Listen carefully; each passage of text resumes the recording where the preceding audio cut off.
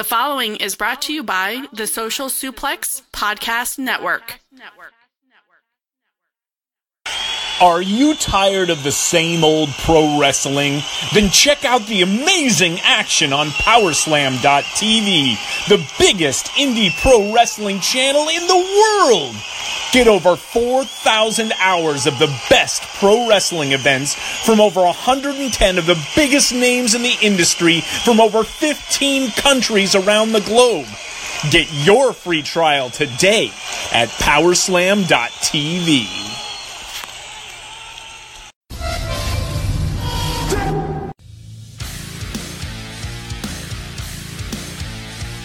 Finally, are you ready? But that's not me, I'm the Switchblade, baby. You, and especially you. Austin 316 says I just whipped your ass. Goodbye. Write it down, you like writing things down. I am your favorite podcaster's favorite podcast. I am Omega. The Omega Luke Wrestling Podcast. What's going on, everyone? The intro music is correct for the very last time of 2018. This is your favorite podcaster's favorite podcast. I am the host of this podcast, Omega Luke, and I'm very excited to bring to you today my 2018 end of year top 5 highs and lows from the world of wrestling. I hope you had a wonderful Christmas, by the way, and got everything you wanted from Santa, and I hope you all have a very good new year too. If you have not yet checked out the episode I did with Wilfred for our role players new feature episode that will be exclusive to the Patreon page in the future, go check it out. It is a lot of fun. We basically picked wrestlers who we thought would role play as the Avengers from probably one of my favourite films ever, The Avengers, obviously, coming out in 2012. Go check it out. We also have coming up very soon, if it hasn't been already, on Wilfred's page, and I'll probably have the link for that episode on my Patreon as well to listen to, of Friends, the TV show for role players, as the very last freebie that we are going to give to you guys, just to see if it is something that you would be interested in, a free taster session. But thank you all for your top 5s that you sent me. A lot of great answers from Twitter. And speaking of Twitter, to join me on this end of year special is a guy that, if you aren't following on Twitter yet, you probably will be by the end of this episode, because his opinions are great. His name is JPQ, Jonathan Pilquist, who is part of the Omega Club.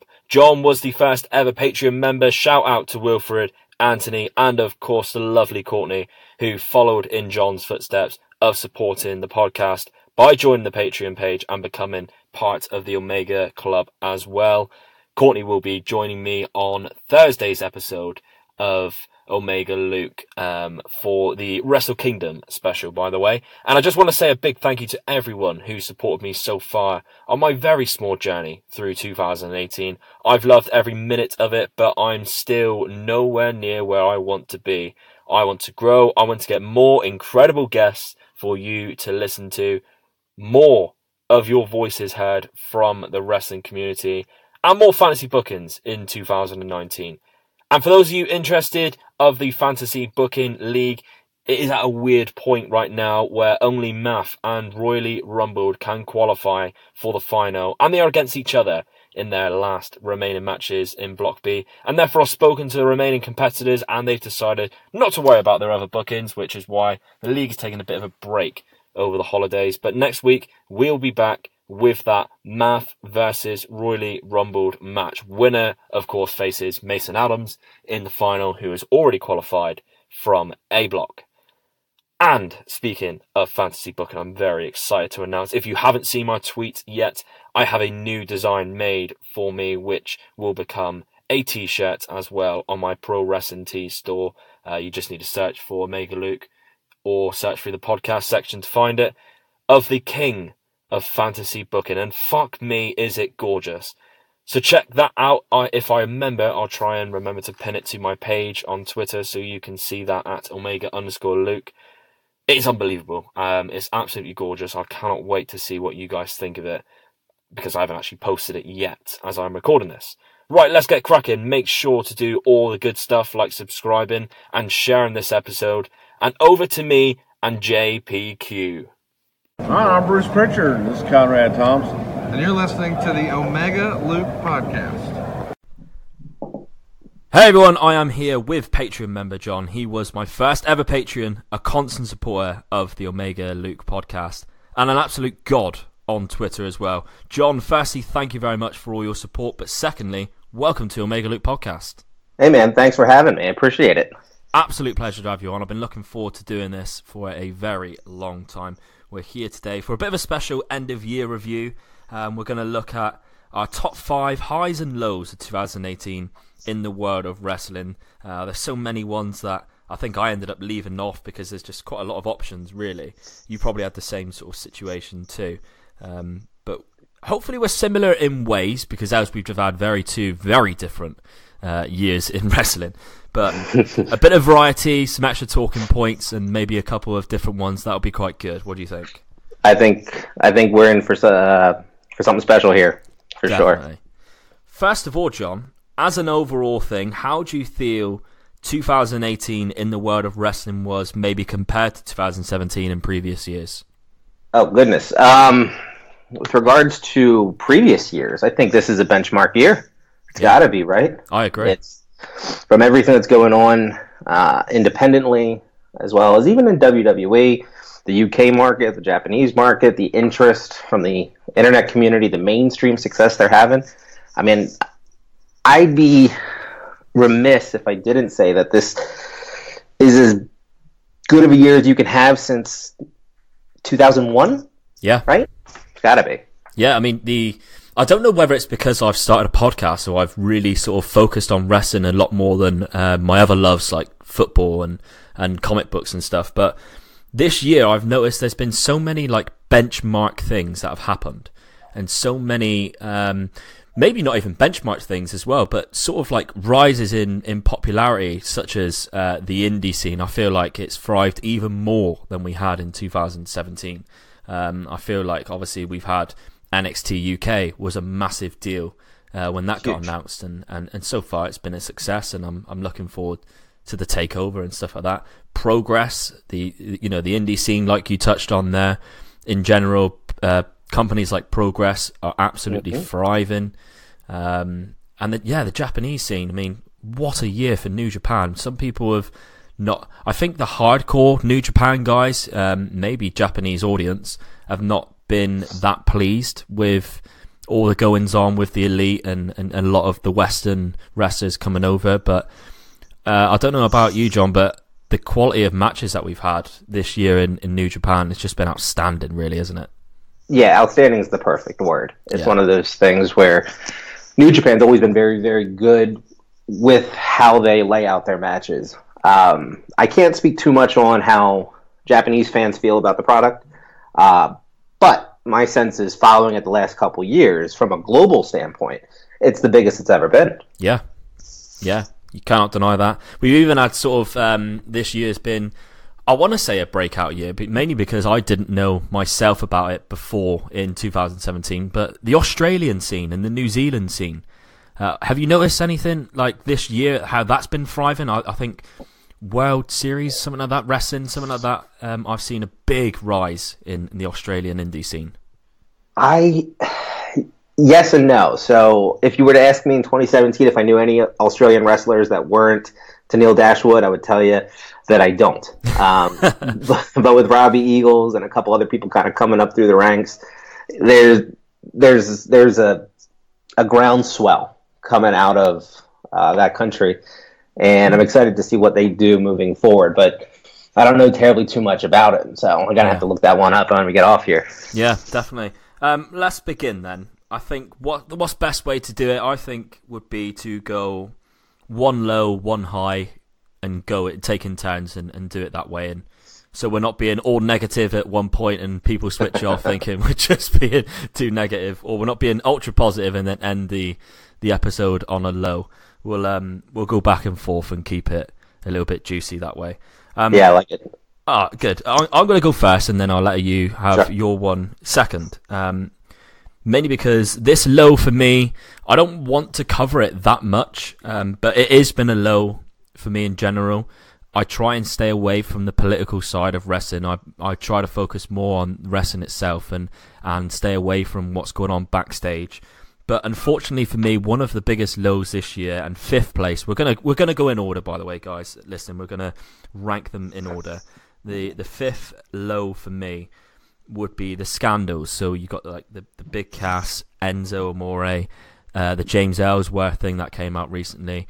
To me, that was a low, and it's not something I like to see or hear. Obviously, wrestlers have their private lives, and scandals like this do come out. Happens every year, but to me, it got highlighted too much on Twitter, and people were arguing with amongst themselves, and that's mainly the low for me. I don't know about you, John, but I like the wrestling community when they're happy and everyone not necessarily agrees, because no one agrees. Wrestling is very subjective to me. But when it's a case of it's a scandal and it's affecting real lives, that's when I try and stay away. What about you? I'm on the same page with you in the sense that it's been a very scandal-driven year. Yeah. And there's a piggyback effect when you're on social media of either part of the information or, in some cases, all the information, and then people aren't taking full account of what happened, and then they just start forming their own opinions. I like the discussion. Yeah. I like discourse. I think it makes you a better person. It makes you think about what's going on in the world. Sometimes, though, it gets a little combative. And when it gets combative, it's usually when I check out. Yeah. So you want to have a discussion about a certain scandal. You want to say, this is true, this is not true, here's the proof, here's not the proof. I'm a facts guy. Yeah. So you can provide me an argument and have the supporting data to back that up, I'm probably going to side with you. But if it's, hey, this is happening, or hey, I'm going to draw my own conclusion and forward that narrative, and you don't have the facts to back it up, well, then you're just stirring the pot, and that's not beneficial to either side. Definitely. Let's skip on from that one then, because, like I said, I don't really want to talk about it too much, but I'm glad you're sort of on the same page with me. Absolutely. What is your number 5 low for the year of 2018? So my number 5 low for the year, and it's something that can't be controlled. I just felt it was a theme that we saw over the course of 2018, and that's the injuries across every single promotion. So just to rattle off a couple, Joey Ryan, Joey Janela, Sami Zayn, Kevin Owens, Becky Lynch, Cody, Alexa Bliss, Hiromu Takahashi, Samoa Joe, January 9th before Rumble, right? What's so frustrating about these names in particular, but other ones as well, is that it stalled storylines. It stalls pushes. It creates this, from a booker perspective, it creates this where do we go now pivot, which then leads to tepid responses from the audiences. Yeah. Right? So when you had Samoa, it looks like maybe it was going to be John Cena at Royal Rumble or a path leading that way. Then we got Undertaker, Cena in a squash match at Mania. Right? Look what Hiromu was doing prior to the Dragon. And I don't put the blame on Dragon Lee. It is what it is. It happens. But look at what happened there and the momentum lost and what's going to happen with Hiromu moving forward. Kevin Owens, the heat that he had sitting in that ring with Elias 2 weeks prior to him going on the shelf. Again, it just, you have these ebbs and flows and you kind of have to deal with them, which is why it's number 5. But boy, did we take what could have been 2018 on top of a benchmark year if these injuries didn't happen at the rate that they did. Yeah, definitely. I've also got injuries in my list as well, a little bit higher up. Nice, little cross. Like I said, some of these are going to be similar. But one thing that you can turn a negative from a positive with injuries is the return. If you get a good injury return, it's a massive crowd pop. If you do it the right way, they come in, especially in WWE. I don't know. I'm not too knowledgeable about how New Japan bring back injured wrestlers before, whether they're the same as WWE. But I'm going to go with the WWE example. Sometimes they get it spot on, and they come in straight away. They come out to a big pop, a surprise pop, something like that. I love. Whereas if they get it wrong, for me, the Dean Ambrose one, they could have done that so much better. Mm-hmm. But it was too on the nose the week before. It was too suggested he was coming back, and then they just announced it that he was coming back. But yeah, that's by the by. That's something that, you know, WWE can get absolutely spot on. You know, we've seen it in the past. John Cena turns up 4 months before he's supposed to. What a pop! Triple H back in 2002. The repercussions of injuries can be amazing for wrestlers, but it also can be a stopping point, like you said. I like that one. Let's go on to my number 5 high for 2018 then. And this is more of a general one. This is the indie scene in general. We sort of touched on it earlier on in the introduction bit, how the indie scene is once again just growing. It's just constantly growing. And that is one of my highs this year, because I've been to see more indie shows this year than I've ever have in my life. Thankfully, there is a lot of great British wrestling companies. There was even one in my local city of Plymouth. I've done a few episodes on Reach Wrestling now. I work with the managers there. They are an independent company which started this year. And before that, Plymouth didn't have any. So the indie scene in general, Progress especially, do they do anything wrong? I haven't seen so far. Every chapter is amazing. Number 5 for me is the indie scene. Nice. I like that one. I'm in agreement. I have it a little higher on my list for different reasons. Yep. So I'll save it. But I'm with you on that. Definitely. What about your number 5, John? Where are you going for? So my number 5 high of 2018 is Carmella. Carmella from the WWE. Great shout. I appreciate everything that she's doing. Yeah. If we can take it back through the year a little bit. So she won Money in the Bank the previous year in a controversial fashion. She held on to it, through the back end of 17 into 18. She utilized it against Charlotte. She won the title. At that point, in my opinion, and the opinion of I don't want to speak for the internet wrestling community, but I will, she was a diva. She wasn't a wrestler, right? And that was the perception of Carmella. And she played the diva role. She played a great chicken shit heel. She played a great antagonist with the screaming and the annoying and do anything to keep her title type of defense through the Asuka thing, to the point where even I was being a bit of a mark, not that there's anything wrong with that, with regards to Asuka losing in the Ellsworth Shark Cage match. Yeah. Like, how can you allow over a 2.5 month period Asuka not to be Carmella? I mean, come on. She's not even a wrestler. Yeah. So for her to, I guess, shake that title, number one, is a testament to her skill set. But then to stay relevant coming out of that feud in July and still being talked about and being one of the best baby faces, and then these transitions into the Code of Silence submissions that she's doing in ring, I give her all the credit in the world, and I think she's been a bright spot on a very inconsistent product of WWE this year. Yeah, that submission, I love it. I absolutely love it. It is so Carmella. There's no doubt. But yeah, I really like that pick, to be honest, John, because Carmella, for me, when she was with Enzo and Cass in NXT, how over they were. She was like the third party character, although she fit the team very well with the gimmick that they had. Staten Island Princess. Yeah, who would have thought that in 2018 she would be the biggest deal out of those three? Like, it's ridiculous, and you're right. She's gone on such a journey this year. I've never been a big lover of R-Truth. I've always sort of said on here before. He blocked me on Twitter a few years ago. I never liked him. This year I do, because of the connection, the chemistry that Carmella and R-Truth have. I love the dance break thing. It's a little bit of fun, just lightens the mood a bit in a very serious WWE right now.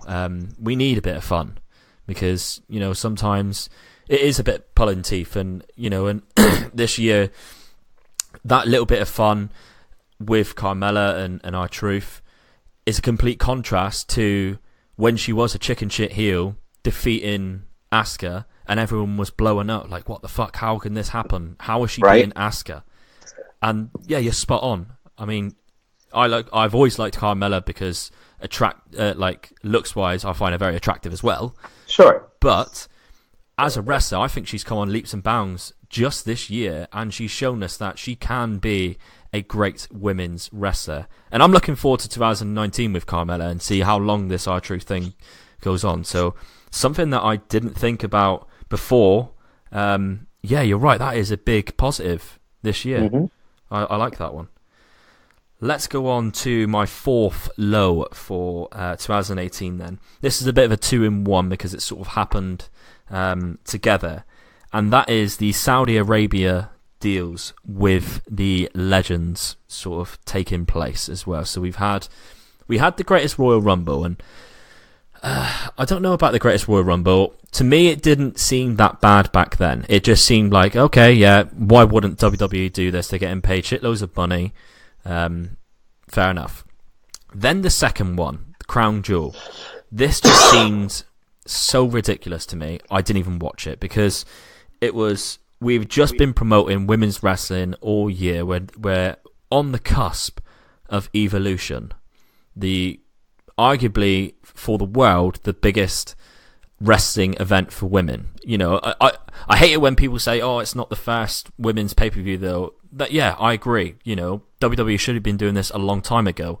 But from a viewer's perspective, I've never seen a women's pay-per-view because I've never tuned into one because of, you know, how you can and the internet and stuff like that. Maybe that's a downside to me, but this is the first women's pay-per-view I've seen, and they tried promoting that so hard, and this whole women's revolution thing, they put a massive spotlight on it, and to me, the Saudi Arabia deal just killed it. And then it made it worse by bringing back Shawn Michaels, bringing The Undertaker out of his year-long rest that he likes to have between Manias, using Triple H and Kane as well. To me, I was not a fan of it. I was not interested in watching it, no matter how big of names they are. And that's a downside to me. That's a low for me. What about you?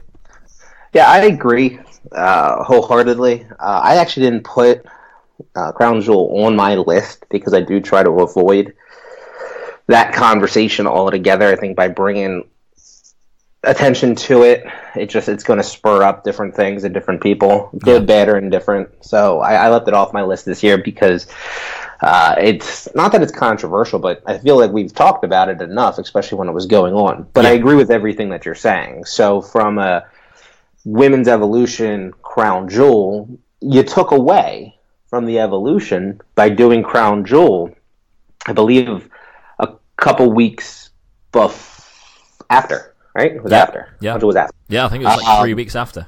Yeah, it was like 3 weeks after. So it kind of felt like, you know, Stephanie McMahon coming out, doing the whole pageantry behind it, how important this is. And she was right. It was. It is. It's important. You're never going to find a bigger supporter of women's wrestling than me. But it seemed like she was kind of robbing Peter to pay Paul as the weeks kind of went on. Yeah. It was more of a, money under the table type transaction when this Crown Jewel stuff, and then add everything that kind of was happening in the world at the same time. And again, it was one of those things that I was very disappointed in WWE for that, for keeping it. I understand why they did. We can sit here and we can talk about all the pros and cons that come along with it, but at the end of the day, disappointment really is where I kind of fall on it. And so it was a bummer. It was a bummer one for sure. But I agree, it took away from the women. From the Legends perspective, again, I don't have a problem with the cash grab for the talent. Go get your money. Yeah. But it was a bit patronizing, I think is the right word there. When it came to, here are all these stars from 20 years ago that you're going to put out, and you're going to run a show that is 20 years past its prime. Yeah. And you're going to put it on the network, and we're supposed to buy into it. And then the marketing that went behind it and the lack of marketing for Evolution, it was just kind of like, come on. Yeah, exactly. It is what it is. Yeah, and we even had Hulk Hogan, which I didn't even bring up because I completely tried erasing that from my mind, but again, made it even worse. It did. What is your number 4 low for 2018, John? So my 2018 number 4 low is the creative ceiling that that they've put on the Raw's women division. Yeah. So I think there's a tremendous amount of talent right there in Raw, on the Raw women's roster, and I think bringing in Ronda and giving her the title as fast as they did, and this isn't a knock on Ronda, right? Ronda is what Ronda is, and we'll talk about her later, but by putting the title on her as fast as they did, now your Sashas, your Baileys, your Ruby Riots, your Riot Squads, they all are stuck in this kind of limbo for the majority of the back half of the year. And your heels, your Alexa Blisses, your Bellas, your Nia Jaxes, they're never going to rise to the occasion of being able to support that main event status with Ronda the way a Sasha Banks could.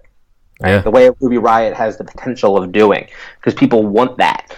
So it created a very one-dimensional division for the back half of the year, and then interest wanes on the products overall because, you're not really seeing what you want to see out of that, half of the division. So yeah.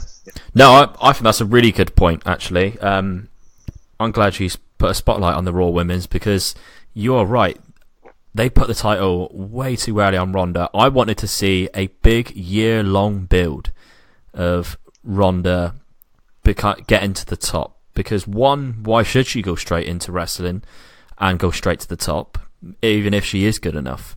But two, you've got so many great women's wrestlers in the Raw division who have been in limbo for almost 12 months. I mean, you look at Ember Moon coming up. I mean, what has Ember Moon really done since she's been brought up? Nothing, and it's such a shame, and I'll get on to other call-ups later on. But yeah, you're right, and the Riot Squad, they have so much potential to be amazing and be this chicken shit faction, and no pun intended, but literally run riot on the Raw division, and it's, they're getting beat week in, week out now. Nia Jax for me is a bit of a weird one. I'm not a big fan of Nia Jax, but I'm not a hater of her. I think if you use her in the correct way, she could be a very valuable asset to the Raw women's roster. But you look at how good the SmackDown side of it has been in the last since SummerSlam, maybe a little bit before that, Extreme Rules onwards, with the whole Becky Lynch Charlotte thing. Asuka now getting her time, the Carmella, like we said earlier, and it's just completely yin and yang between the two. So I'm glad you specified the Raw side of it, because yeah, you're right, it hasn't been great, and we're just seeing too many tag matches for no reason. No reason. Because they don't know they have nothing to. They can't do anything with them. No. That's that ceiling. So you can only get so high. And again, so if we break it down, I got a couple theories on this. Number one, Ronda is, I don't know what the contract, and people might, but I don't know the contract details. So maybe they only have her for 2 years. They're going to get their money out of her, so they put the title on her faster than they normally would. Yeah. Why they didn't do like a Mr. Perfect vignette series with her of just this, I say Mr. Perfect because he had the best vignettes. Yeah. But just week after week of training and intensity and nobody can touch me and all, it's a missed opportunity. Yeah. The Nia part of it, I don't mind that she feuded with Nia, But it goes back to the injuries. So if Nia didn't punch her in the face, Nia wouldn't have had all the heat. But you could have built this, in my opinion, a lesser scale, but you could have built this Hogan-Andre kind of feel. And I think that's the direction they were headed when she won the Evolution Rumble Battle Royale. And so they had to pivot because she knocked Becky in the face, and then they played this face breaker role. And when you play the face breaker role, if you're not any good at promos, or you're not where you need to be on those types of promos, it's going to come off flat and it's going to be overworked, and she's not going to be able to sell it. They're not going to have trust in her, and that's exactly what happened. So that feud's going to fall to the wayside, and now Nia's going to get buried until her and Tamina start going after the tag team titles. Yeah. So it is what it is. Yeah, I agree, and I'm not a big fan. Yes, Ronda needs to be a face, being brought in. But the smiling, waving Ronda and, oh, hello everyone, and all makeup. That. No, I think she should be like a Pete Dunne. I think a Pete Dunne Ronda Rousey would be so much better. Because you look at, as well, how Ronda has been booked. Yes, she gets cheered all the way through the year until it come up against Becky Lynch. And then we seen who the audience really is backing. No one was cheering for Ronda. Everyone was cheering for Becky, and that was because she came across to like, hello everyone, and and people don't like that. At the minute, we're going through a stage.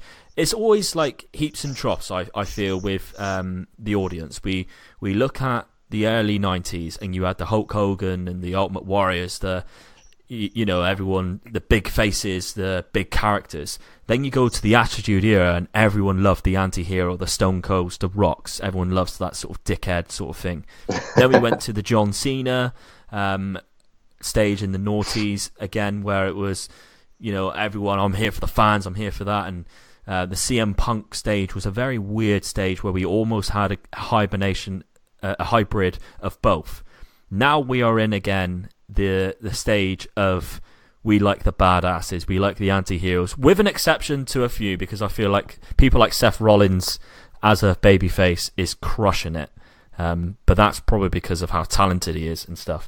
But I feel like they've missed a trick here with having Ronda come in and trying to make her look vulnerable in certain situations. We know she's the baddest woman on the planet. We've seen her beat people up in UFC. So trying to get sympathy out of us is sort of a bit like, we can see what you're trying to do, but I'm not buying it. She's the baddest woman on the planet, and they gave her a gimmick. Yes. It's unbelievable. She didn't need one, did she? No. Did not need one. I was okay with it at WrestleMania, the whole, you get the rowdy nomenclature to your name, and that's good for a one-time thing, but when you got her going every night, just let her be Ronda. Yeah, especially because she comes out wearing her UFC gear. Right.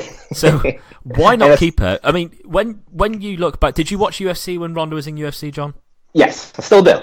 Yeah, good. Did you ever see Ronda coming out with waving to the crowd, smiling, and hello everyone, and having pictures? Not one bit. No, it didn't happen. You take it back to Mania a couple years ago with The Rock and the whole spot they did there. She was a badass. Yeah. She's wearing the Vegeta shirt, over 9,000. She's in the ring. She's got the face, and she's selling that side. I don't get it. No. I don't understand. But she is doing amazing. She's again, like it has nothing to do with her. It's how they're using her. Yeah, big difference. Completely agree. Let's go now to the highs then. Fourth on my high list. This is sort of an overall in the world of wrestling, and that is young talent. I feel like we are in a stage, an era in wrestling where wrestlers are coming into their prime 5 years before they normally should. So, we had a couple of years ago, we had Pete Dunne and Tyler Bate come on the scene, and we're like, oh my god, that guy's 18 years old and he's that good. Now it's like, oh, that guy's 18. Cool.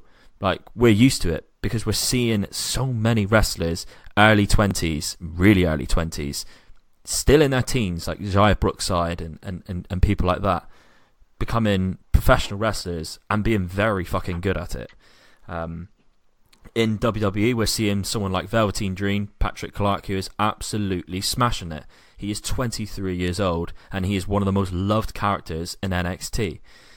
you watch Progress, half of the roster is 25 and under. We're seeing people getting pushed for titles, and they are barely 25 years old. It's amazing to see. I'm absolutely loving it, and the fact that we're going to get people like Pete Dunne, like Tyler Bate, like Velveteen Dream for, you'd like to think, injury providing another 15 years before they'd even consider looking at retiring, makes me so fucking happy. And that is because of how well they have developed in such a short space of time. So young talent for me is a big up this year.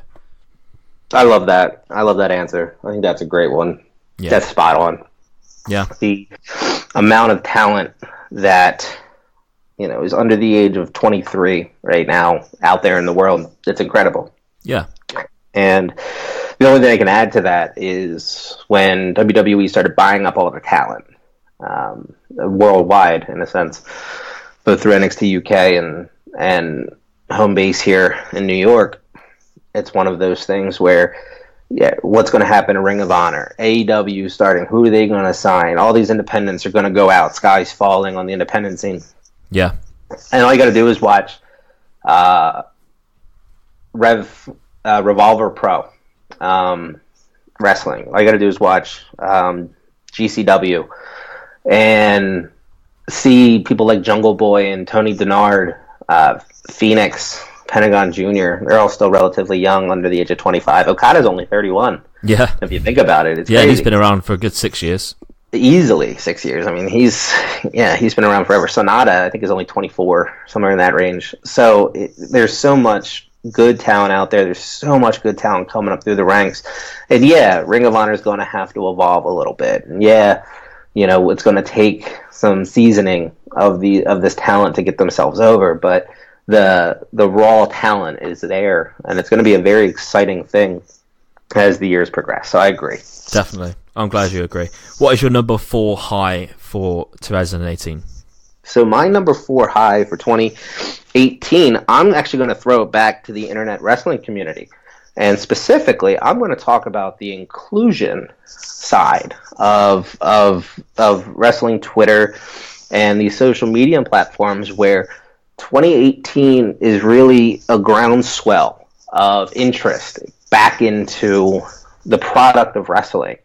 And I've been more than pleased with how fans of New Japan and fans of Stardom and fans of British wrestling have taken new fans underneath their wings and said, hey, check out this match if you're interested. And hey, here's a bio on this character, and here's the history of this person, and here's where this could go. And don't be afraid to jump in if you don't have the information and you want to throw your opinions out there. Like, there is a camaraderie that comes with wrestling Twitter specifically, because that's what I'm on.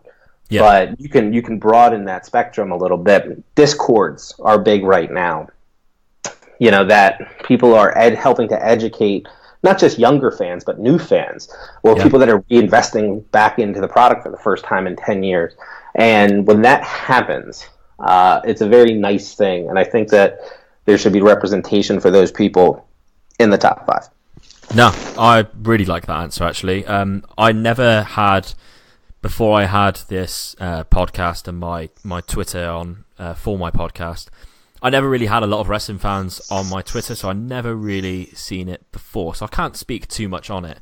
But this year, I have made so many acquaintances and friends through the wrestling community. People like yourself, like Courtney, Mike Aaron, all these people I speak to almost on a daily basis through Twitter. Wilfred, me and Wilfred are DMing each other about ideas and different wrestling stuff, and even stuff that isn't even wrestling related, but because we've made friends through wrestling, we are now talking about football because he likes British football and he supports the same team as me. We're talking about things like that. And there's so many other people, when I go and do these Follow Fridays, and I get tagged in so many people's Follow Fridays because to them I'm a big part of their wrestling community. That is such a nice feeling, and giving back to people. And when people say, who is your favourite what's your favourite match this year? I love seeing everyone's different reactions. No one's arguing, saying, well, you're wrong. You know, it's right. It's such a nice community to be a part of when things are going nice and happy like they have been. The only thing is I stay away from the scandal, so I don't see anything like that. I don't try and get involved. So from my perspective, it's always ever been positive. But you are right, like the wrestling community, especially on Twitter, because that's the one that I use the most, is incredible. I hope it continues because I absolutely love it. My wife calls it my 24-hour job because I'm constantly tweeting and talking to people. And it's, you know, half the time it's not because I'm uploading an episode or editing an episode. It's because I'm interacting with everyone I love interacting with on Twitter and all these different opinions and getting to know people more and their tastes and stuff. And, you know, you touched on there when people are helpful to people who want to try new things and get into stuff. There's been so many people that I could name and list off, but I can't because I've got a shit memory of who have helped me with interviews I've done for TK Cooper, Chuck Mambo, who are more wise to the product of Progress Wrestling and to the point where they've got me into Progress Wrestling. And it is one of those things. You got people like Hisame, who is the English spokesperson really for Pro Wrestling Noah. The amount of people she's got into Noah. She does such a fantastic job. Exactly. And it's got me... I retweet her stuff because it looks interesting and I love what she's doing. I don't even watch Noah. I have no idea who she is talking about because there's just too much... Not enough time in the day. There's too much wrestling for me to watch. I'd love to be able to watch Noah and more Japanese stuff. But there's just not enough time in the day for me. But the fact that she has got people on board and you know, she's going on to people's podcasts like Wilfred and talking about Pro Wrestling Noah to the point where like Courtney's into it and Miriam's another one who got really into it. It's amazing. I love it. Great shout. Definitely great shout. My number 3 low now is... I don't know if it's going to be controversial because I get a lot of stick because I always seem very negative towards WWE, and looking on my list it can seem that way, but mine is the booking for WWE in general this year. Some of it absolutely dumbfounds me. Some days I'm absolutely flabbergasted with the stuff that they choose to do, but a specific time for me was from WrestleMania all the way maybe to Money in the Bank, maybe to Extreme Rules. Some of that was just unbearable to watch. It really was terrible. I think Backlash not only is the worst pay-per-view of the year, probably the worst pay-per-view of the decade, and we've still got 2 years left. That's how bad that pay-per-view was. It was dreadful decision-making. The whole Brock Lesnar thing, I still don't understand why they put it on Brock Lesnar. They built up Braun Strowman 3 or 4 times now to be the next guy, and they haven't pulled the trigger. I don't know what he's doing. That's wrong to not deserve to be put that belt when Roman was sadly taken ill again for leukemia. I don't know. But I'm really hoping. We've seen a bit of a weird thing these last few weeks. Tweets coming out from WWE saying we're listening to the fans and stuff like that. Whether they do or not, hopefully they do. Whether they do or not is a different story. We'll see. But what do you think about the booking in 2018 for WWE? It's been questionable at best. So I don't disagree with anything you said, and I wholeheartedly agree on the Backlash pay-per-view. That was garbage. Yeah. So in that regard, I don't have too much to add. I will say, again, I can go back to the injuries thing and the pivots they've had to make. I think they handled the Roman Reigns leukemia relapse perfectly. I think how they did that and the way they kind of keep him involved through storyline and the production videos, I think they're doing a really good job with that. Yeah. But overall, the problem with their booking is that it's been super repetitive. Oh yeah, definitely. Not just in the matches, which is frustrating enough, but I'm used to that in WWE. The problem I have is, especially when you go back to back 5 hours of live television a week, is you see variety Mr. Warren Hayes does a great job when he talks on his show about how SmackDown will change their opening. They'll start with a match. They'll start with a promo the following week. They'll start with a backstage segment the following week after that. And how the matches don't typically change, right? Jeff Hardy versus Randy Orton, whatever. But their layout of their show changes. Their segment distribution changes. And Raw it's been lazy booking in that sense of here's the outline of what we're going to do. Here are the matches we're going to run. We're going to switch up the order, but it's going to be the exact same show. Or at least it's going to feel like the exact same show. Yeah. Always start with an authority figure in the ring. Yep. Yeah. Always start with the authority figure in the ring. Always go to a 2-segment match after that. Yeah. Come out of that into a comedy spot. Come out of that into a short tag team. Come out of, it's like you can pretty much lay out the segments. Round the women's tag team match in there somewhere. Right. Get a good crossover in the 9 o'clock hour to get the ratings back up. It's always there, and then try to end with a hot finish that usually falls flat. So there's your 3 hours of Raw. I agree with that. Their booking has been less than par, and I have reasons for it, but I'll save that for later in the show here. Cool. Let's hear your number 3 low for 2018. Okay, so I'm going to piggyback off your idea for my low of 2018, number 3, and I'm going to go with the neuterization of Kurt Angle. Oh, interesting. So Kurt Angle is an Olympic gold medal winner. He's the fastest and I believe youngest at the time Grand Slam winner. He's a Hall of Famer. And since they've brought him back, they have made him nothing more than a Stephanie McMahon lapdog. Yeah. And where that story can work if the comeuppance is there, the problem is that every time they've kind of punched back with him over the course of this year specifically, it's only been so good, right? The punch or the juice hasn't been worth the squeeze, up to and including last pay-per-view. Yeah. So I get that he's limited in what he can do. I understand he's had a multitude of injuries in the past, and they're protecting him, and he's just happy to be there. He's happy to be back. But at some point, you either got to put the cow out to pasture or put him in a position to where he can really exemplify what has made him great to this new audience that hasn't seen him 10 years ago, 15 years ago. Didn't watch TNA and what the work that he did there. So that's my number 3. No, that's a really good one, actually. I don't know about you. I wasn't a big fan of Kurt Angle as a GM. I think if you had made him as funny, well, not made him, but I don't know whether he can still be as funny as what he used to be with the likes of Edge and Christian and stuff. We already had that with Mick Foley, so I wasn't a big fan of him as the GM, and I've even done a fantasy booking episode on who I would pick instead in the past, because me or 2 of my friends also wasn't happy with it, and that was the thing. I liked the Baron Corbin thing and how he came up and got his comeuppance at the last pay-per-view. That was a cool spot, I must admit, bringing Kurt Angle out with all of those wrestlers. Yeah, I agree. You look at how he's being used is a bit of a laughing stock, and it's such a shame because when he arrived on the scene, he was a legitimate badass. We spoke about Ronda Rousey earlier and how how much of a badass she was before she joined WWE.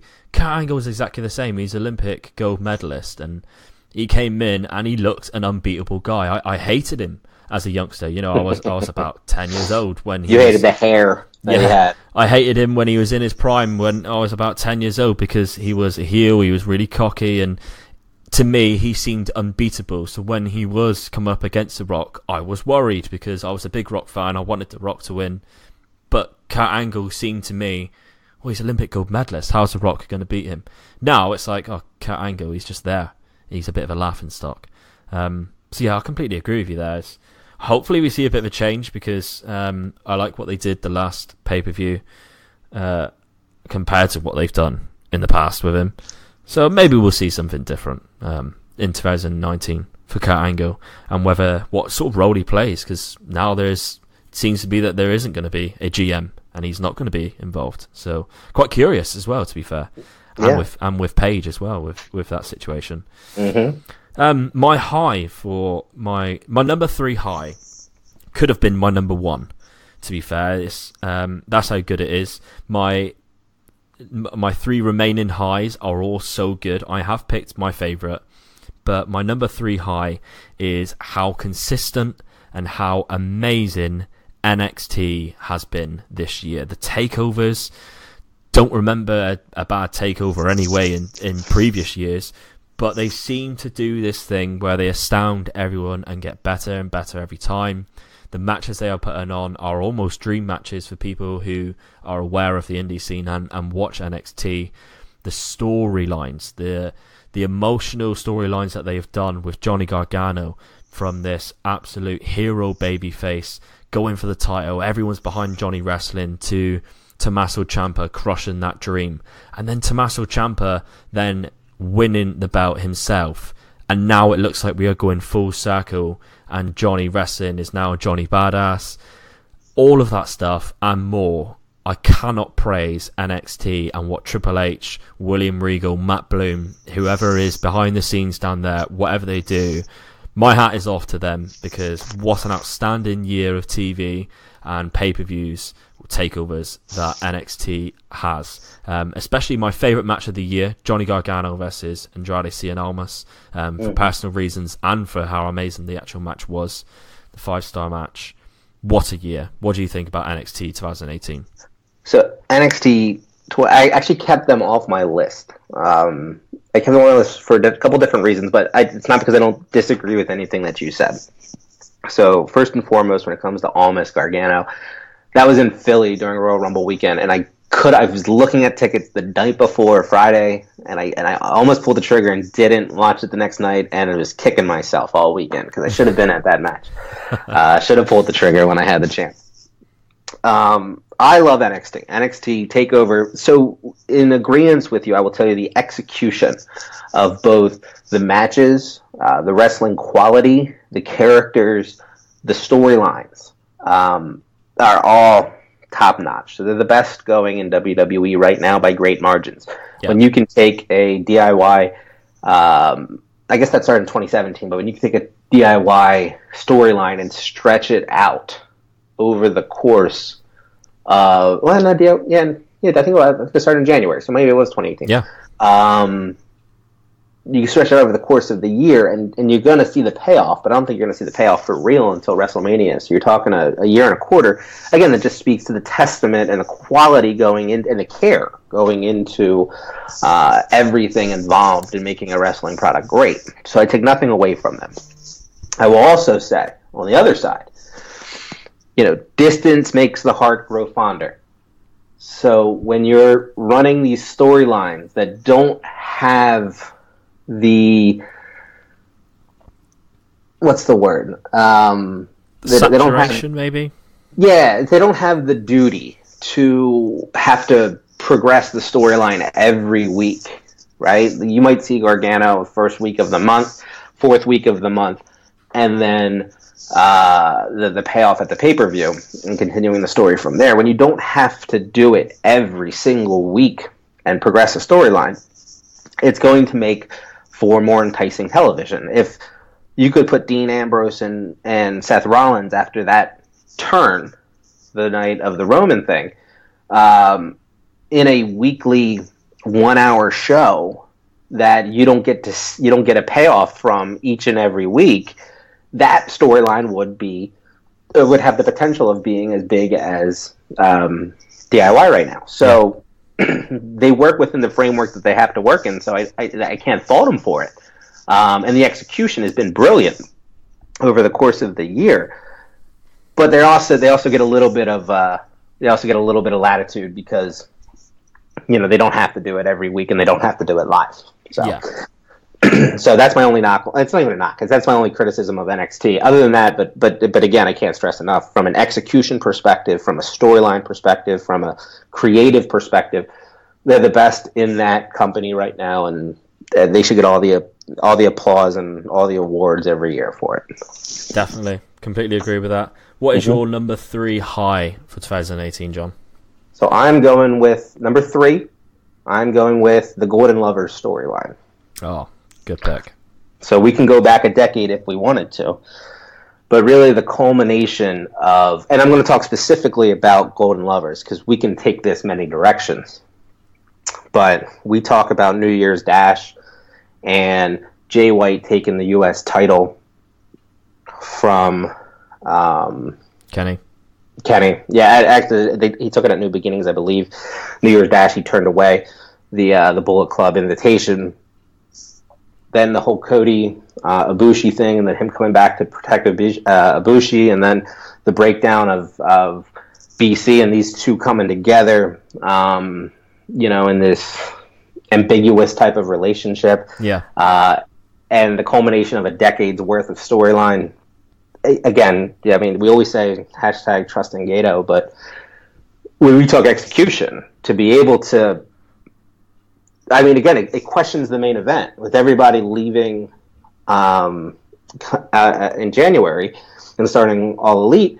You can't make that claim for Omega right now because what's going to happen with Ibushi? What's going to happen with the Golden Lovers? And they got me so sucked into this storyline and how they treat each other and all the stuff they do outside the ring that all makes the social media. And I mean, it's a phenomenal kayfabe / reality type relationship. And we know they care about each other, but the way they play it both in ring and out ring, it's spectacular.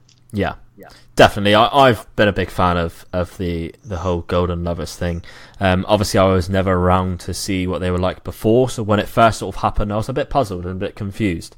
I did my research and found out a lot about it, and maybe I wasn't as emotionally invested as someone who would have seen what happened before in their previous tag team, but I was almost there because you could see with the emotion that they have with each other.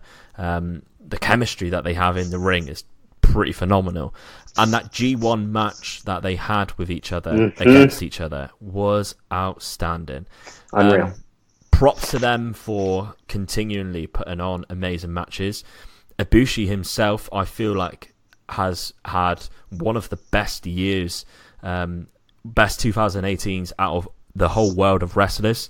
I feel like he's one that's really come on, not quality-wise, but being noticed, being in the spotlight of actually this guy is amazing, and his rise with the Golden Lovers, maybe that being a rub with Kenny, I don't know, but a lot of people now are more aware of Kota Ibushi and know how outstanding he is because he genuinely is one of the best wrestlers in the world, probably the most natural wrestler in the world is Kota Ibushi, outstanding talent. But I really like that pick. That was a very outside-the-box pick, which I didn't think of one bit, but I completely agree with you on that one. My number 2 low, you've already touched on it. I've put it higher because it meant a little more to me than my other picks, mainly because it affected certain people who I really like, and that is the injuries. Never been a big fan of Roman Reigns, how they booked him, but I was a big fan of the person, Roman Reigns, and everything. So that was very saddened to me when that happened. But the big one for me was Hiromu Takahashi. You mentioned him when you spoke about injuries. I was so close to sort of like blurting out stuff about Hiromu when we mentioned it for your pick. But I thought, no, save it because else I would have nothing to talk about when I talk about injuries. Because Hiromu Takahashi for me really stole my heart this year in the Super Junior final. I've said on so many occasions it is probably my favourite match alongside Almas and Gargano this year, versus Taiji Ishimori. I watched it accidentally, really well, not intentionally. I had the guys round to watch Dominion from 2017. For some reason, Dominion didn't work, but the Super Junior finals had just happened. I said to the guys, why don't we just watch this instead? They were like, yeah, all right. They weren't that bothered by it. As soon as that match started, the Takahashi versus Ishimori, they were completely invested. My friend Mason Adams, who is not a big lover, well, was never a big watcher of New Japan, he is now, has gone on record and said on my podcast it's one of the best matches he's ever seen, and he didn't know either of them. He still doesn't. Wow. He probably still couldn't even name both of them now. He just knows that match happened. He knows he's seen it. He knows how amazing that match is. And the momentum that was crushed and killed when Hiromu broke his neck really sort of killed me inside, because I fell in love with the character, his weird cat thing that he brings to the ring, and Daryl. Yeah, Daryl, that's it. The extravagant stuff he wears, the smooth way he walks to the ring as if he's like a zombie. I love it. I love him as a person, like as a character and everything. I think he's awesome. As a wrestler as well, he's absolutely fucking outstanding. So injuries to me, you've mentioned some other ones, the Kevin Owens of the world and the Sami Zayns. Even Dean Ambrose to some extent, he had a bit of a momentum killer, not being able to carry on with the tag team with Seth Rollins. Samoa Joe, we've had so many injuries on the indie scene as well, and it's annoying. And like you said, it can't be helped, but it's still a low for me because it is a momentum killer, and it's just how they come back. Hopefully they come back a lot stronger. But injuries for me is my number 2 pick. Yeah, and just touch on Takahashi versus Ishimori. I've been an Ishimori fan for a very long time, and that dude, I think what it is for me is that it takes me back to when I got into wrestling. It was WCW back in 95, 96. Yeah. And so I was a big cruiserweight fan. Right before Eddie, I think it was before Eddie got there, it was Mysterio, it was Malenko. I guess Eddie was there because I think he came across with Malenko. Yeah. Chris Benoit, Juventud, and so that's when I watch Ishimori. Besides being jacked for a little guy, he hits the ropes harder than anybody else in the business right now. Yeah. He runs from one side to the other, and you talk about attacking the ropes. He hits those ropes so hard. It reminds me of Super Calo Jr. back in '96. It reminds me of Juventud as well, and how fast they ran across that ring and how hard they hit those ropes, and then the momentum they had to do whatever they needed to do. And you partner that with the Takahashi. It's just, it's amazing, and I can't wait for Wrestle Kingdom to see it again. I'm sorry. I can't wait to see Ishimori at Wrestle Kingdom again. But that Super Juniors match was just incredible across the board. Yeah, and it's a shame because what would LIJ be doing in general? But what would Takahashi be doing if he didn't get injured? It's a huge, huge loss for the fans, for Hiramu, obviously, because of what he has to deal with. And again, just praying for safe recovery and get him back as soon as possible. Definitely. I'm usher those words as well. I really hope he comes back.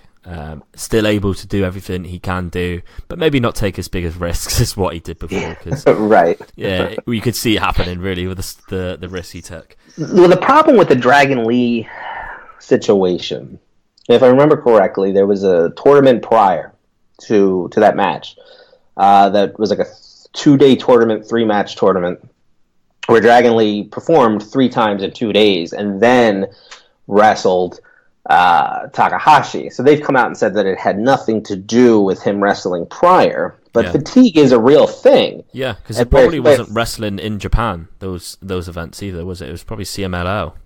I'm not sure. I used to know, but again, it's that the recency of everything that's been happening has kind of fogged my memory. I want to say it was in New Japan. Wait, did they didn't wrestle in New Japan? They wrestled at did he get injured in the States? It was the G1 special in the States, yeah. Yeah, it was in the States. So he might have been wrestling in Mexico. Yeah. The couple nights prior, maybe California, I forget, but he was close enough to make the trip.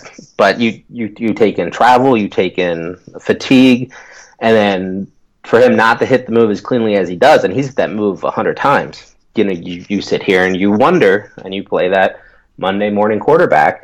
Did that have something to do with it? Yeah. And it's tough for me to I don't want to say anything negative because, again, things happen in the ring and you just have to deal with it. But it is one of those things where, what could have been, what would be now if that injury never happened. Yeah, definitely. Hopefully he comes back stronger. I agree. What is your second low, your number 2 low for 2018? So the reason this one's so high is because there is such a lack of initiative behind it in the WWE currently that I had to raise the number on it, and that's the lack of depth and interest from a booking perspective in the WWE Tag Team division. Yeah. So we have SmackDown, who has arguably the best 3 tag teams, right? You have The Bar, you have New Day, you have the Usos, and those 3 have been and will continue to battle over those titles for the foreseeable future. I know Sanity kind of teased it 2 weeks ago, but for the most part, those are your 3. Yeah. Raw doesn't have anybody, right? You want to make a case for AOP, I'll listen, but I can come right back over the top with that, with everything they did with Drake and their lead into once they were caught up. So that's problematic enough. I love what Bobby Roode and Gable. Wow, thank you, Gable are doing right now. But their best tag team isn't being showcased, and that's the Revival. Yes. I'm not a super Revival mark, but at the same time, I'm a tag team guy. I come from the school of the Four Horsemen. I come from Arn Anderson and the Brainbusters back in WWF. So for there to be such a lack of double team moves, for there to be these chaotic finishes of everybody hitting their own finisher in this kind of melee type of layout at the end of these matches, 1, they don't do it as well as New Japan. 2, the cohesion's not there between the teams. 3, they're not bringing anybody new in. So we're seeing all the same things we have for the last couple of years. And there doesn't seem to be any type of desire for them to make it any better. And for all of those reasons, that falls number 2 on my list. Yeah, I really like that choice. I almost put the tag team division in as a whole for one of my negatives, one of my lows. Sorry.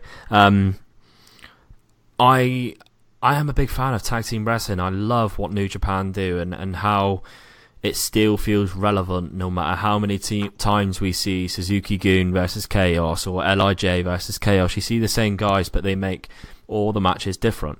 Whereas you watch Raw, you watch SmackDown, you see the same tag team matches, and subconsciously you switch off to it, and you may be watching, but there's no, the lights are on, but nobody's home when you're watching it, and you don't remember it because nothing really happens, nothing really changes.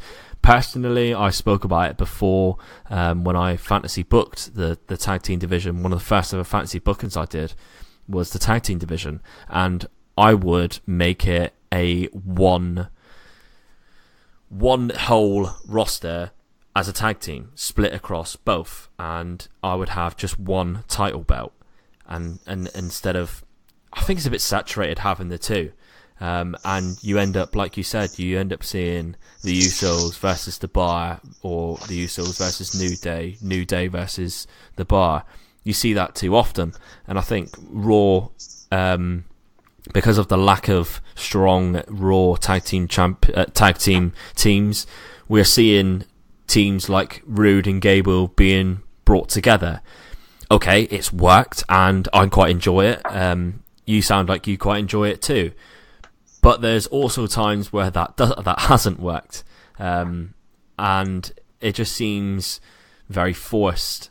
And yeah, I don't think the WWE see tag team wrestling in high regards compared to what the fans and what audiences at home see it, and how they used to use it and utilize it. So that's a very good pick. I like that one, Joe. Yeah, I would. So to add to that, so when you said that you wanted to switch up the rosters, I actually have an idea for this. And we can talk about this off air. We can talk about this another time. We can talk about it now. Yeah, carry on. But it is one of those things where there needs to be a shakeup, and I think that, in my opinion, Raw is still the A's show. Now, I can go into all the reasons why, right? And I did this on Twitter a few months back. But it is one of those things where if they took, now that you have the women's tag team division starting, if they took every potential tag team, not like Stone Cold Hunter, but you took every women's tag team, the Iconics, Tamina, Nia, Bayley, Sasha, Mandy Rose, Sonya, and you put them all on Raw. So now your women's tag team division is on Raw. And you take the tag team men and you put them on SmackDown. Now you leave your singles alone on either side, right? So, you still have your Rondas on Raw. You still have your Charlottes, your Beckys, or Asukas. You take your singles opponents. They all stay the same.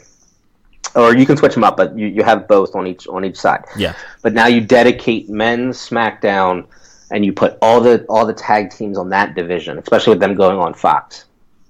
And then you take the women's tag team title, and you put them all on Raw, and you showcase tag team wrestling in the women's division through the talent pool that you can now draw from.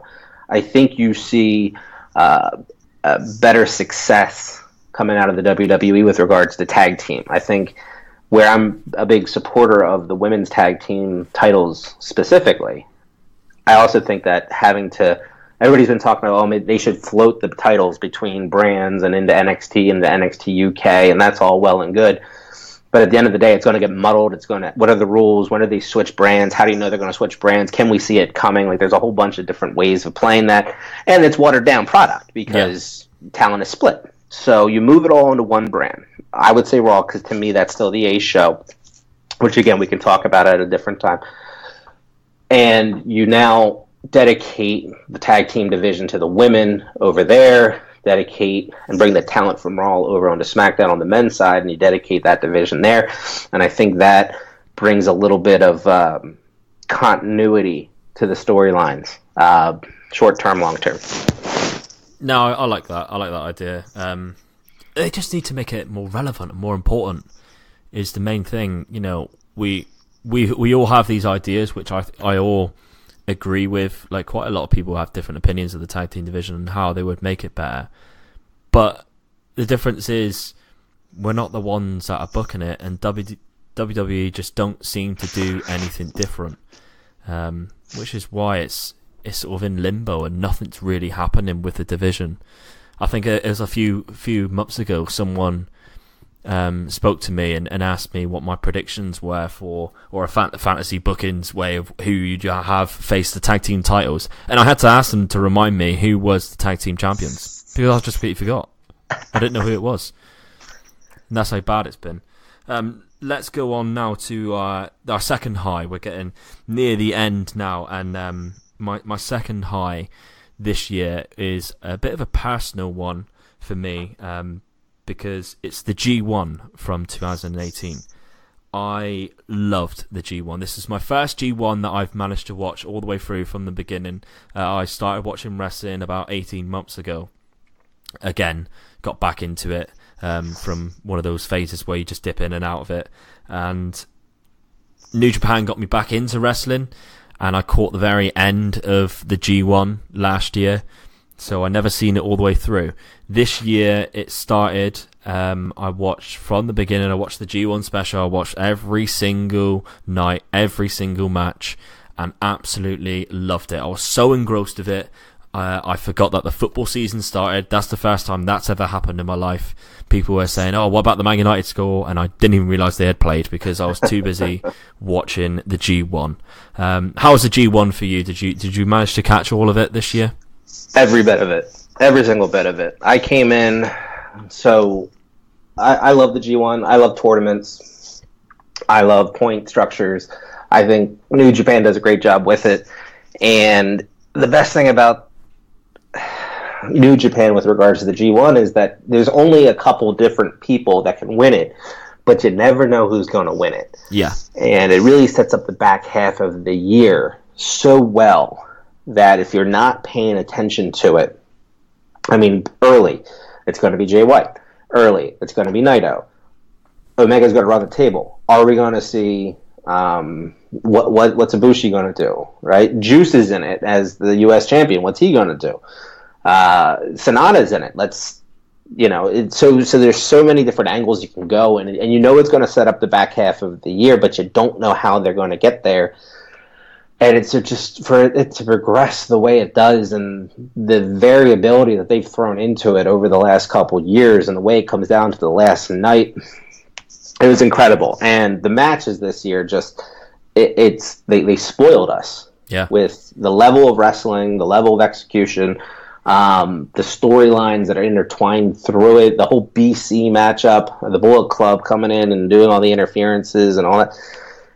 There's not one part of any show. Yano, he's the palate cleanser, right? He's the lemon sorbet of the G1, where you'd have these intense matches, and then he would come in and do this little presence fair play type of gimmick. Absolutely killed it, and then was pulling victories over different Omega. People. Over Omega. I think he even got Ibushi. It's just fun. It's just like 9 or 12 episodes of fun. Yeah, and everybody should be watching it if you're a wrestling fan. Definitely, especially if you follow New Japan even in the slightest and are aware of who's who. My friends don't have a New Japan subscription. They tend to come up and watch it round mine. Obviously, I couldn't have them up here 4 times a week for 4 hours watching it. But they were constantly every day, who beat who beat who. They were following it through Twitter, through me watching it, because they knew how obsessed I was with it. And you're right. I'm glad you touched on Yano, because that was going to be the thing I was going to say next. You go from such serious matches to really intense matches, where normally every night I'd say you'd have 2 outstanding matches. A block this year wasn't as good as B block. However, you did have Okada and Tanahashi, Jay White, and that whole situation, and I still felt that they had some incredible matches. When it was a B block night, you were guaranteed to have 2, maybe 3 close to 5-star matches. And I remember right after the G1, when all the Uncle Dave Meltzer's star ratings come out. I'm not a big fan of the whole star rating in general, as if if he says it's a 5-star match, then it must be a 5-star match. But because of how Dave Meltzer has recorded a lifetime of wrestling and scored it, and it's just one person's opinion, I'm always curious to see how he compares matches to another, to how I compare them. And when I look back on the G1, I think I won't get the numbers correct exactly, but it was roughly 16 matches were 4.5 stars or higher, and that's without any 5-star matches. So they were either 4.5 or 4.75. I think there was 3, maybe 4 5-star matches, with one of them being a 5.5-star match. That's incredible.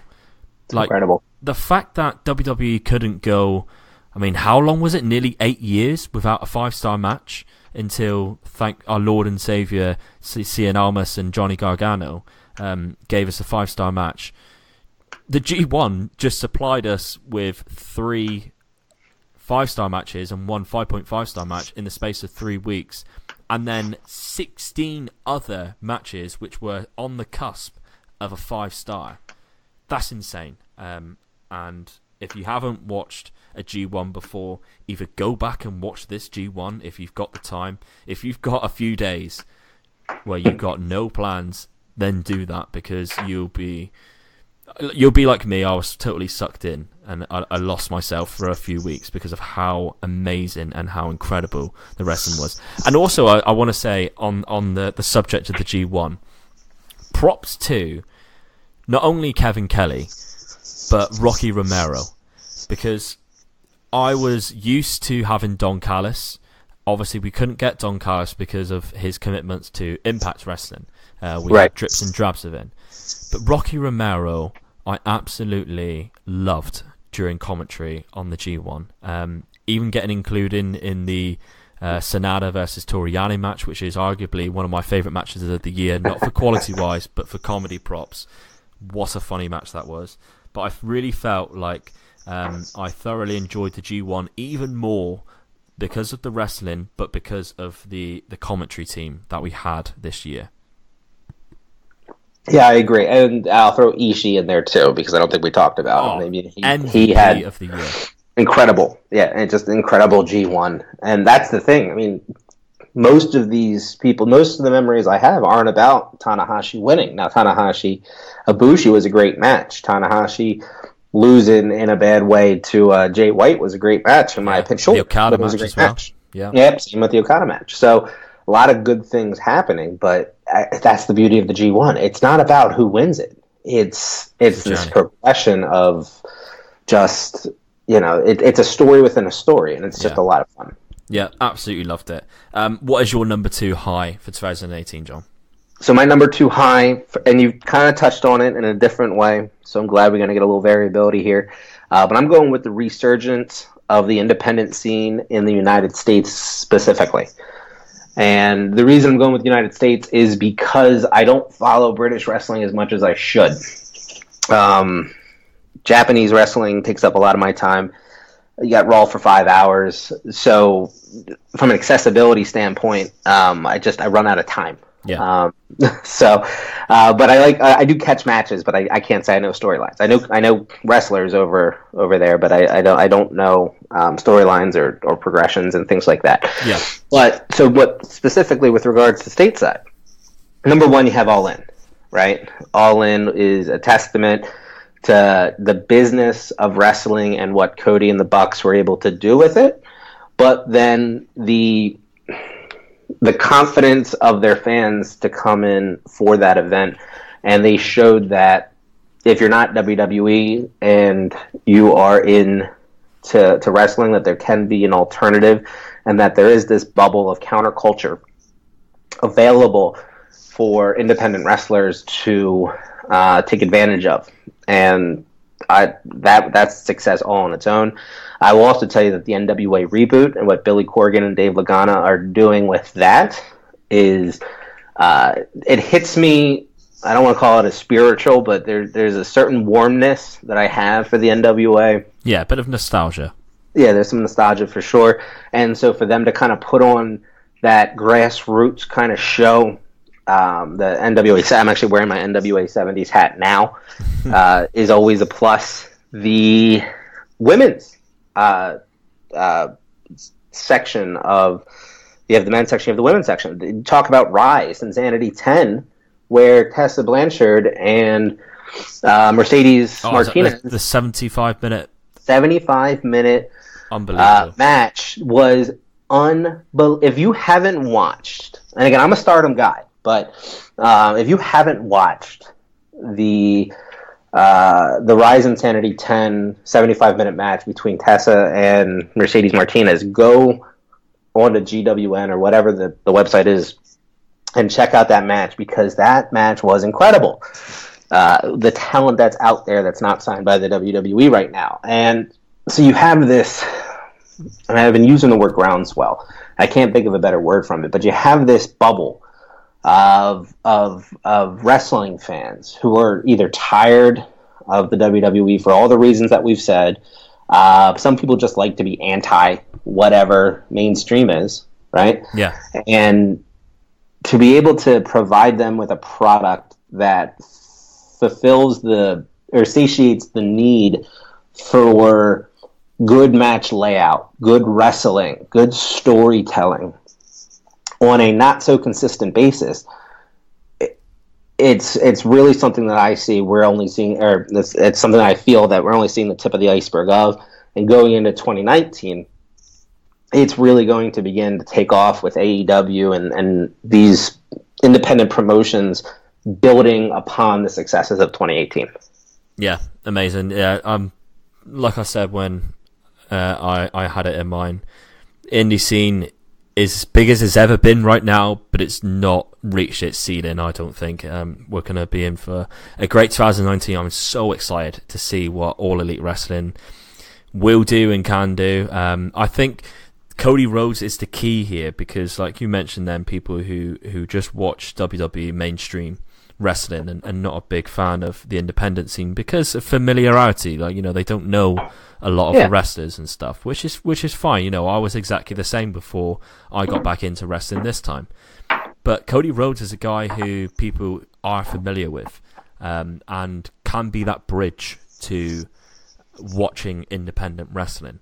So people like him are vital in this, and I think he is not going to be the only one in 2019. We're seeing a lot of rumours of unhappy mainstream wrestlers in the WWE, and we may see a few departures from the WWE. Who knows? I don't know for sure. But if it's better for their career and they can afford to do so, then I'm all for it, because people like, I'm not saying this will be the person who will, but people like Zack Ryder and Kurt Hawkins, Zack Ryder specifically, needs to be used because he's such a great character. He's loved. He's a very good wrestler, but we're just not seeing him. He hasn't had a Raw match in 2018, and that is terrible. So yeah, really like that answer, and the American specific side of independence wrestling, definitely. I think Chikara as well has been something that I've thoroughly enjoyed this year. I love Chikara. It's only 30 minutes from my house, so I've caught plenty of Chikara shows over the years. I get a little spoiled with Chikara. Yeah. And that's something that I'm going to be venturing into a lot more in 2019 when season 19 starts. Yeah. So yeah, great pick. Right, my number one low for 2018. I'm very vocal about this. This is something that I bring up quite often in more ways than one. And that, unfortunately, is the NXT call-ups of 2018. If you take out probably Drew McIntyre, that's it, really. Other than that, I feel like it's been a waste of NXT talent being brought up and being misused or not used at all. Forgot sanity even existed until we seen them a couple of weeks ago. Andrade Cien Almas, the love of my life, Andrade Cien Almas, is just getting loss after loss. At least he's getting booked, I suppose, but we did go through a stage where that didn't even happen. I want to see these guys being booked like they are in NXT, because that's where we love their characters and we enjoy what they do, and we know that they have the talent.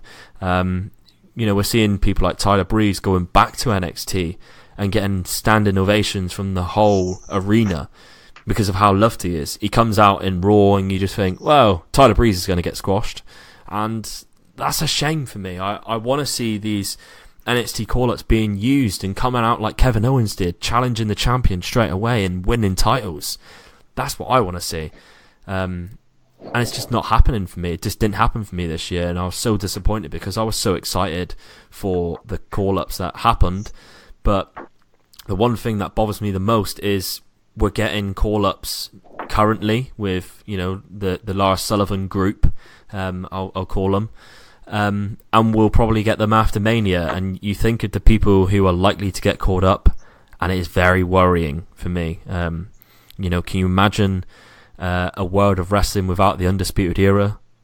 I can't. And yeah, that's a tough one. Yeah, and I pray that, I'm not a religious person, but I pray that they get used properly when they eventually do, and I pray that WWE start to use NXT call-ups a lot better in 2019.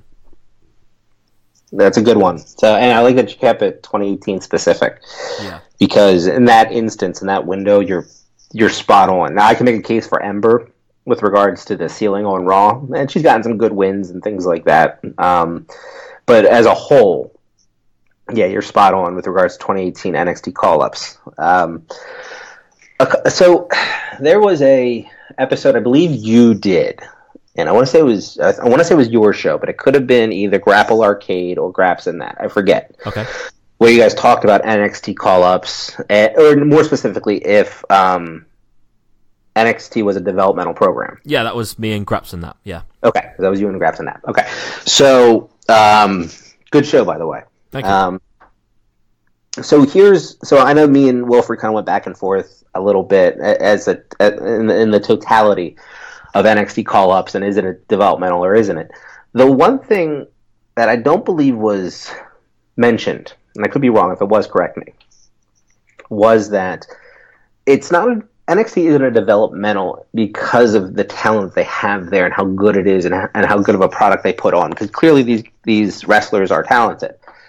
But it is a developmental in the sense that they kind of get repackaged when they come up to the main roster. Like, if you took the Undisputed Era and you continued the Undisputed Era onto Raw, the way they did Kevin Owens, right, where he was the champion on both, then I would be more in the camp of saying that it's not developmental. The problem is, and maybe this is Vince, maybe this is just the way they perceive it over there in Connecticut, but they hit the reset on all these characters coming into Raw or coming into SmackDown, Almas included, right? With everything that he was doing down there, and then kind of he had some pageantry when he came in. He had Zelina on the mic at the beginning, which I don't know why they don't put a mic in her hand every minute of every day. Oh, she's awesome. She's so good. She's the best. She could be the next Sherry Martel. Yeah, but she's that good. So, in that sense, I would agree that it's a developmental when you look at it that way. And the lack of creative, or the lack of why call somebody up? Why call Sanity up if you don't have anything for him? Yes. Right. Yep. Why call? So I think EC3 will do well because I think he kind of fits the mold of what Vince looks for and what a wrestler looks like. Yeah, Vince is going to love Lacey Evans. Yeah, I think Lacey Evans is the same. I think Heavy Machinery screwed because of the tag team division. I do think we'll see them after Rumble. I don't think they'll wait till WrestleMania. I think after WrestleMania, that's when you get the Four Horsewomen. You might get Io and Kyrie. Io might stay down and win the title. You might get Bianca at that point. So I think we'll see a second. So this is really like a second tier worth of call-ups, in my opinion. Yeah. Of NXT, which is scary because you know they're not going to be utilized to their full potential. And so I see this trend. This trend's going to get a little worse before it gets a little better. I think you have a lot of talent down there now. You just hired a lot of talent. Matt Riddle's on the fast track. He'll be fine. They're not going to ruin Matt Riddle. But I think this is kind of they're thinning out the herd, so to speak, bringing this up as enhancement talent in a sense. And then from there, we'll see some decent call-ups back 3/4 of NXT. But this year has been a flop for sure. Yeah, definitely. I'm glad you agree. What is your number one low for 2018? So my number one low actually goes back to New Japan. So I know we've kind of been hitting WWE a little bit. Yes, let's give them a break. Right, give them a break. And I am passionate about New Japan the way I am WWE. But the lack of reverence that they've put into the IWGP US title has been something that it has stuck with me over the course of the entire back 9 months of the year. So when they introduced this US title towards the back end of 2017, you gave it to Omega in a fine tournament stateside. He went on against Beretta for the Jericho thing. Then he defended it against Jericho at Wrestle Kingdom in 2018. He then lost it to Jay. And you're thinking, and I honestly thought, and this could just be my fault, that they were building this title to be something more than what it might actually be. Yeah. So my expectations were high. Then they come across. And so Jay had the title. He had 3 defenses on it, right? He had Hangman Page at Strong Style, Revolved or something like that. He had a tour show, and then he had against Punishment Martinez at War of the Worlds. Yeah. So he had 3 defenses on it, 2 of which weren't televised. You could catch them if you had New Japan World, but those 2 weren't televised, weren't marketed as well. And then he loses it in a banger to Juice Robinson. Now, I have my own opinions about Juice Robinson, but I'm not a Juice Robinson fan. But it's one of those things where, so he lost to Juice, And then from the time that he lost the Juice, which was May, that title has not been successfully defended. No, you've got a point. Yeah, Juice has had a lackluster run through the G1. I know they played up the hand. What they did so well in the Jay White fight back at Fighting Spirit really took a turn for the worse with regards to that hand injury through the G1. And I get what they were trying to do. They were trying to keep it so that he could take losses but be protected. Yeah. But it didn't translate, right? Because he was losing so often. I think he only ended up with 6 points through the G1. So now you've weakened the champion. But now you have all these people that you could win it back with if you let him defend. But they don't do that. They then put him in a position against Cody. Cody wins the title. So now Cody's got 2 titles. Cody then goes on to lose the NWA championship, with making the U.S. title look weaker, right? Yep. Then Cody gets hurt. So now, 9 months later, I'm sorry, there was a staring contest with Joey Ryan. Yeah, I think that's Australia. awesome, yeah, right, where it was defended. So I might be a little off. But, overall, here I am thinking that Western expansion, get this title, get the prestige behind it the way you would a IC title belt or the juniors. Obviously, it's not going to be like a heavyweight prestige yet, but you build a little bit of prestige, which the New Japan's so good at doing. And my fear lies in the fact that where I thought a certain way about this title for such a long period of time, is it really? Do I need to reset my expectations that it's no more than the never open weight title prior to Tai Chi and what it is now? And is it more like the trios title, right? Where it's just another title that New Japan can chop out there, and when they're in the States, they can showcase it in the States. And if it is, I'm going to have a huge problem with that. Yeah. So that's my number one. No, I completely agree with you there, and I'd throw in as well the Intercontinental hasn't been used very well this year. So here's the crazy thing about, and again, I get so amped about this, so I apologize for cutting you off. No, carry on. So the IC belt was put on Naito.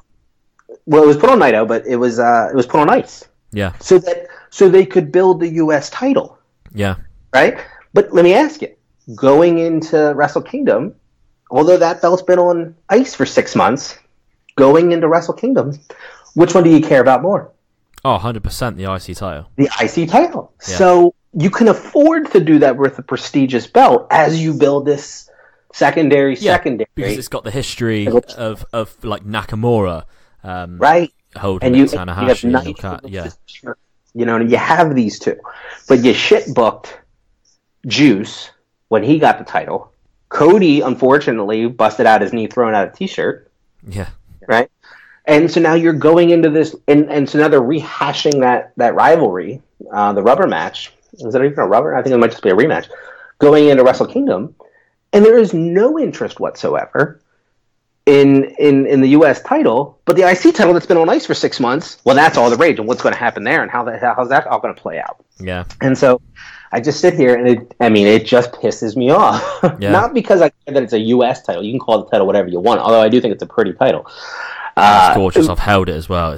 Have you really? Oh, yeah. It's gorgeous. It's one of the prettier belts out there, but it just drives me crazy to no end to think that this belt could be nothing more than a trios title in New Japan, and on some level, it pisses me off. No, I completely agree with you. That's a great pick. Actually, that's something I wouldn't have thought of, but as soon as you said it, I was like, yes. Definitely.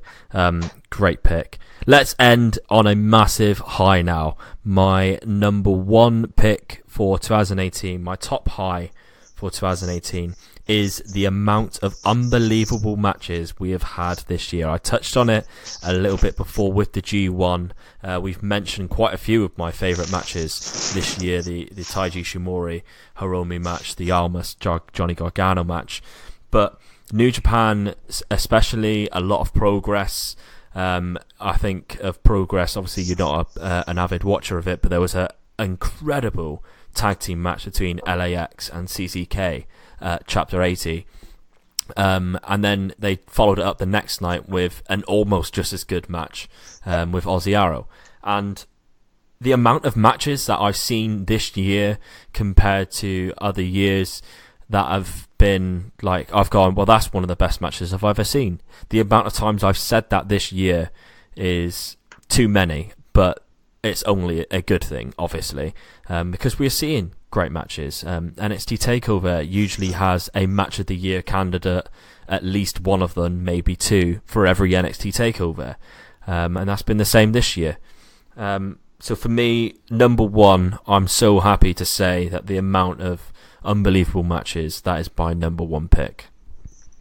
Yeah, I mean, I agree with you 100%. This is a perfect argument for why Ring of Honor is fine, right? The UK as a whole, now that NXT UK is there, is fine. Yeah. Competition breeds competition. And the only people that get rewarded in that situation are the talent with their paychecks and the fans for the quality of matches. Yeah, definitely. So I agree 100%. We've been spoiled in 2018 with regards to talent elevating their matches. Yeah. It's been incredible. Yeah. So, yeah, definitely. I couldn't agree with you more. Let's hear it then, John. What is your number one top pick for 2018, your high? So my number one pick of 2018 is women's wrestling as a whole. Yes, I'm so glad you put it in. Yeah. Because I didn't. So. No, women's wrestling, pick any promotion. You can go with Eve, you can go with Stardom, you can go with Wave, you can go with WWE, you can go with Ring of Honor Women of Honor, but they're still building. You can go with WoW, which is coming to Access in 2019. You can go in the independent scenes. You can go intergender. You can go Tessa, Jordan, and Penelope Ford, and what she did it all in. There has not been this much attention put on women's wrestling ever. And the fact that we're having discussions whether New Japan should bring women talent in, maybe they should partner with Stardom and Wave and Wrestle One, All Japan Wrestling, women's wrestling, DDT's women's division, it doesn't matter. There is so much good women's wrestling. There's so much good talent out there right now. And the fact that people are taking interest in what these women are doing, that isn't, I'll use the word diva-esque, but you can take it back to the Attitude Era. That isn't about that, right? But it's about the talent in the ring and then what they're able to execute. It's incredible, across the board. The reason I promote women's wrestling as much as I do is because, so let's take it back to 1996 WCW Cruiserweight division. For me, growing up through WWF, growing up through, that era,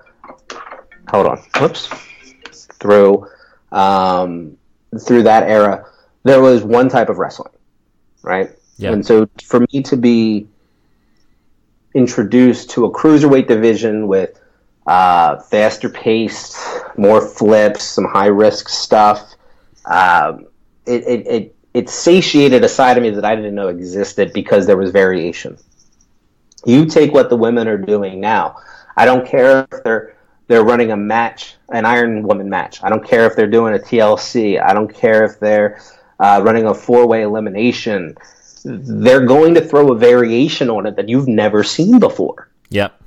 And as a wrestling fan, as someone who enjoys the product that is wrestling, to be wowed, regardless of gender, right? But to be wowed by or be impressed by the product in the ring, these women have been putting on clinics on how they've taken things. And I guess a good example of what I'm trying to say is take Charlotte Flair's figure 4 variation into the figure 8. Yeah. Right? Where she bridges it out. Ric Flair's not doing that. The Miz isn't doing that. Cody Rhodes isn't doing that, right? And because of flexibility and because of ingenuity and because they're out there to prove things to the wrestling community, to be able to create different variations and moves and move sets. Think Penelope Ford with her Matrix move at All In, showcased for the world to see. Yeah. To be able to utilize that to create something different, I can't commend that enough. So women's wrestling as a whole, every promotion, every female wrestler out there, anybody who wants to be a female wrestler, and I say female wrestler, but I mean wrestler, out there, go do your thing, because I'm enjoying it and I'm eating it up. Well said. That is a perfect way to sort of culminate our top 5 list. Women's wrestling to me has been incredible this year.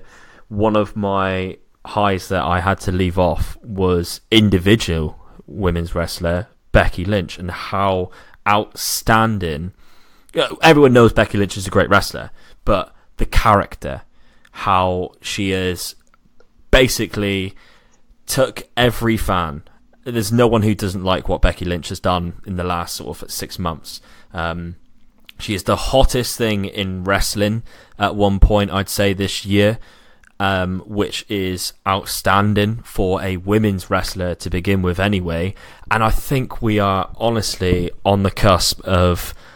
There could be a chance, John, that we're going to have a main event of WrestleMania ending WrestleMania with a women's match, and that is absolutely incredible. And like you said, all those amazing different companies where they're having women's wrestlers putting on absolute clinics, and the characters, and now you're getting not only, I'm going to chuck this into it as well, women in wrestling as well. So you're getting the backstage interviews with the characters that we're seeing, the Charlie Carusos, that sort of person. They're getting over as well. We had Renee Young, love her or hate her, on the commentary table, what she's done to be the first ever women's commentator. Alicia Tout. Yeah, Misha Tout, yeah. There's just so many great things for women in wrestling and women's wrestling. It's outstanding. I'm loving it. And the fact that when I'm going to wrestling events, I'm seeing more and more women there as well is also a great thing. And we've got some incredible women on the wrestling community that we interact with every day, and they're valued because their opinions are so well thought out, and they bring a different side to what the men do, which is great. And yeah, what an outstanding year for women's wrestling and women in wrestling in general. Perfect. And think about where it's going to go. Think about, so you have Sarah Amato right now. You have, kind of doing her thing. But wait till cheerleader Melissa retires. Wait till Mercedes Martinez retires. And now they become, and again, those are just 2 examples, but wait till they become producers backstage. Yeah. Right? And now they can take new talent and educate men and women, mind you, right? But from a progression of the women's side, right? Now you take someone like an Ember Moon, right, who has this natural raw ability and can do all these crazy things in the ring, or Zia Brookside, and they can say, okay, well, in my 20 years, here's what you should do here, right? And here's what you should do here. And now it's coming from somebody that they look up to, right? That isn't, and again, it's not a knock on Dean Malenko, or it's not a knock on Road Dogg, but to do it from someone that they've looked up to, right? To someone that they had, who may have been the reason that they got into it to begin with. We've only scratched the surface of how this is going to progress. I mean, look what Miko's doing over in Sendai Girls over in Japan right now. Yeah. Right? And she comes to the WWE. They partner up WWE Japan with the Sendai Girls, and then you can bring her influences in and her 20, 30 years in the business, and to work with young, raw talent the way the men do with the men.